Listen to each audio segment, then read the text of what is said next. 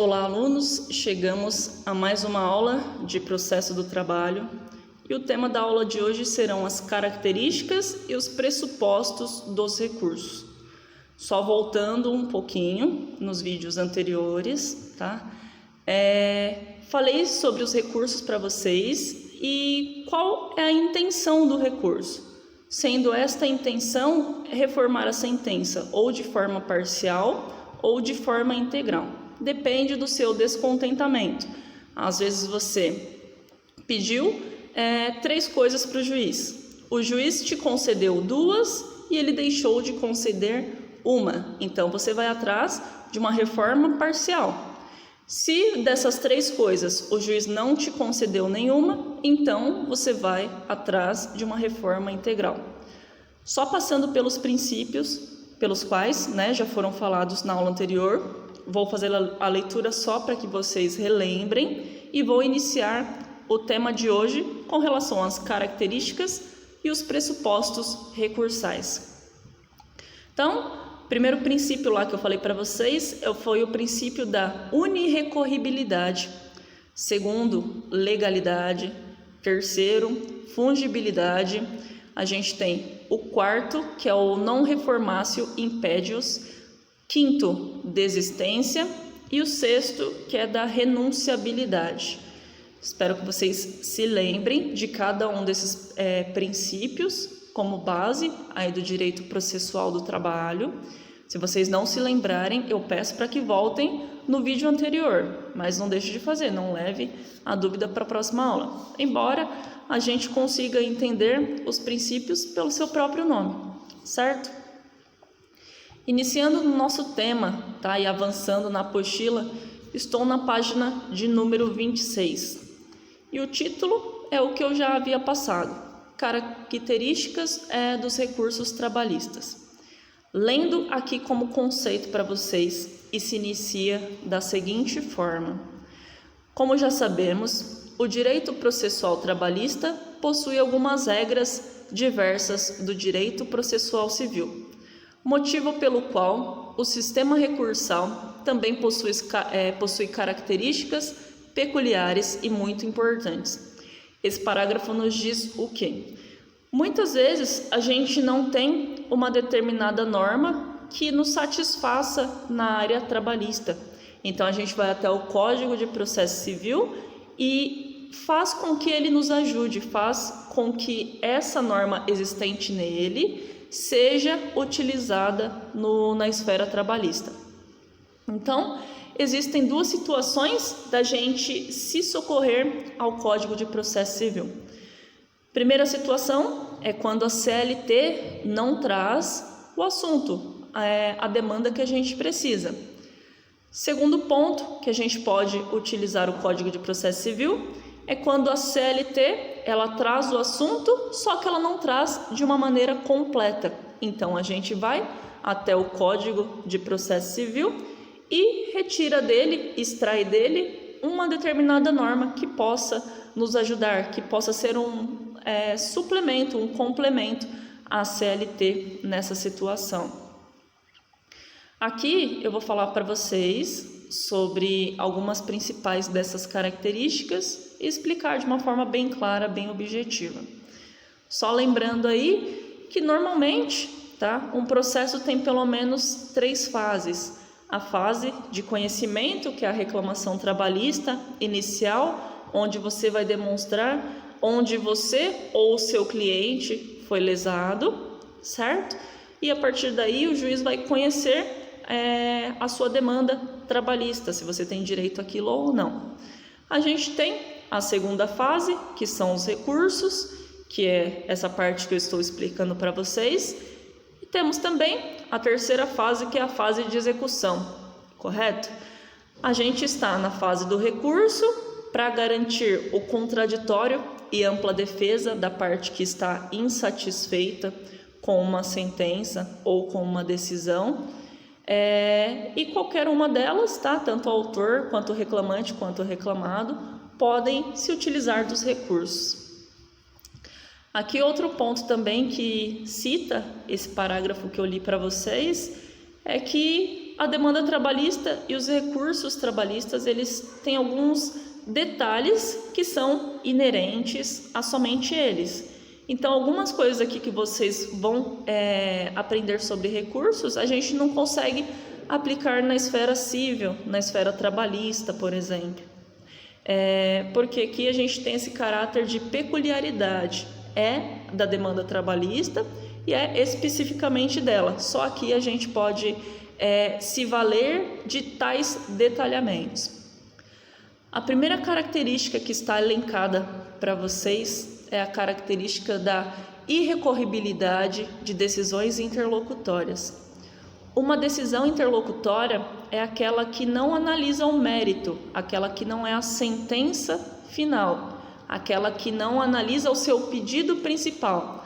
É uma decisão que está no meio do processo. Então, por exemplo, aí numa demanda civil, tenho o meu cliente, eu acredito que esse meu cliente ele possa gozar do benefício da justiça gratuita, então eu faço essa solicitação ao juiz. Só que o juiz ele decreta, através de uma decisão interlocutória, que o meu cliente não tem direito. Então, eu acreditando na minha verdade, eu acreditando que ele tem direito sim, eu vou interpor um agravo e recorrer dessa decisão interlocutória. É uma decisão que não está analisando o meu pedido principal, está analisando um pedido que eu fiz aqui no meio. Por exemplo, nesse exemplo que eu estou falando para vocês, supondo que essa ação civil seja de condenação por dano moral. Essa decisão interlocutória, ela não está falando do meu dano moral pleiteado, ela está falando da justiça gratuita, tá? Que é uma coisa que eu não coloquei lá nos pedidos, como forma principal. Eu coloquei nos pedidos como uma forma secundária, como uma forma subsidiária, certo? Então, decisões interlocutórias vão decidir esses pedidos aí secundários, essas decisões que estão dentro do processo, no decorrer do processo e não lá no final. Dessa irrecorribilidade das decisões interlocutórias, como conceito é o seguinte: em regra, não é cabível recurso contra decisões que versam sobre questões incidentais do processo, ou seja, decisões interlocutórias, com exceção dos casos previstos na súmula 214 do TST. Aqui é uma peculiaridade, tá? Porque a CLT ela elenca quais sejam as decisões interlocutórias que sejam passíveis de recurso. Se eu fosse lá no Código de Processo Civil, por exemplo, ele não me traz essa peculiaridade ou talvez até essa limitação. Ele diz que de qualquer decisão interlocutória eu posso interpor e apresentar um agravo, um recurso contra ela. Ele não me deu quais são os tipos de decisões.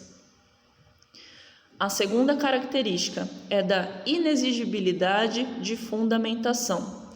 Nos moldes do artigo 899 da CLT, os recursos trabalhistas podem ser interpostos por simples petição, em virtude do princípio da simplicidade, sendo desnecessária a fundamentação do apelo. Então, eu espero que vocês se lembrem também mais uma vez, mas um dos requisitos, e um dos princípios aqui que regem a demanda trabalhista, além da simplicidade, que eu falei agora para vocês, é que a gente tem a parte hipossuficiente da relação. Então, lembrem-se, lá na reclamação trabalhista, eu já falei para vocês que o artigo 899, ele não exige a fundamentação legal, porque a parte, ela tem o ius postulandi, que é a capacidade postulatória. E ela não sendo detentora dessa capacidade técnica, muitas vezes ela não vai saber qual é o artigo. Então, os fatos bem contados são tão importantes quanto o direito que está descrito na própria CLT, porque o magistrado conhece o direito. O que o magistrado desconhece são os seus fatos, foram as suas lesividades nessa situação. Ele tem que conhecer onde você foi ferido, porque o direito e acesso à lei, ele sendo detentor da capacidade técnica, ele tem, pleno e total. Então imagine, se na reclamação trabalhista eu não tenho essa obrigatoriedade de fundamentar, porque eu, parte, posso ingressar com a minha demanda, imagine se chega na fase recursal e eu sou obrigatória a colocar a fundamentação legal. Não ia ficar muito discrepante uma coisa da outra? Se ele me dá a capacidade de ingressar com a reclamação inicial, ele tem que me dar a capacidade também de me defender de todas as maneiras, início, meio e fim do processo, certo?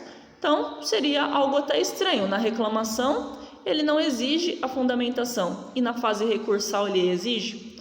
Aqui, como característica, diz que não é necessário, justamente por a esfera trabalhista e o processo trabalhista ter esse princípio da simplicidade, e por aqui também a gente ter essa proteção da parte hipossuficiente. A gente tem o efeito devolutivo.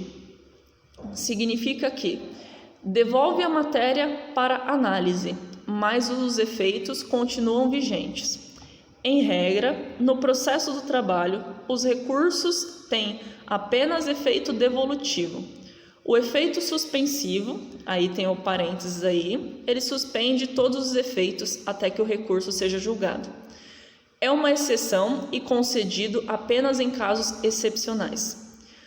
Um exemplo prático e fácil de entender é o seguinte: se uma sentença permite a execução parcial de um título de crédito e o recurso é recebido com efeito devolutivo, esse mesmo título pode começar a ser executado, mesmo que não tenha havido o julgamento do recurso.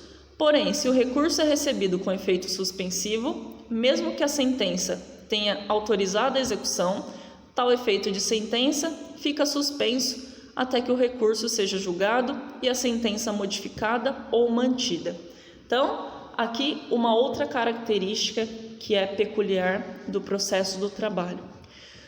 Normalmente, nas outras esferas, cíveis, penais, a gente tem esse recurso com efeito suspensivo. O que significa? Significa que a gente interpõe um recurso e todos os efeitos da sentença ficarão suspensos até que seja decidido o recurso. Aqui na esfera trabalhista não, a gente tem chamado, o efeito devolutivo. Ele devolve esse processo para o juiz, certo? E com esse efeito devolutivo, eu consigo executar já parte da sentença. Então, supondo o meu empregado, que é meu cliente, ele deixou de receber as verbas rescisórias. E nessa reclamação que eu ingressei, o juiz deferiu todos os meus pedidos. Só que a empresa, parte contrária, ela não estava satisfeita e ela interpôs um recurso ordinário, tá? Como o efeito é devolutivo, o próprio juiz pode falar: olha, vamos liberar aí desses 100 mil, 50 mil já para essa pessoa ir se mantendo, certo?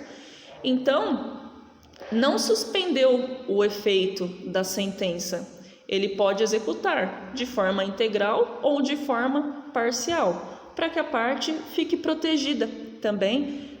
Muitas vezes essa pessoa é o chefe, a cabeça financeira da família. Imagine se ela está dentro do direito dela e ela tem que esperar o recurso, porque normalmente essa fase ela não é tão rápida.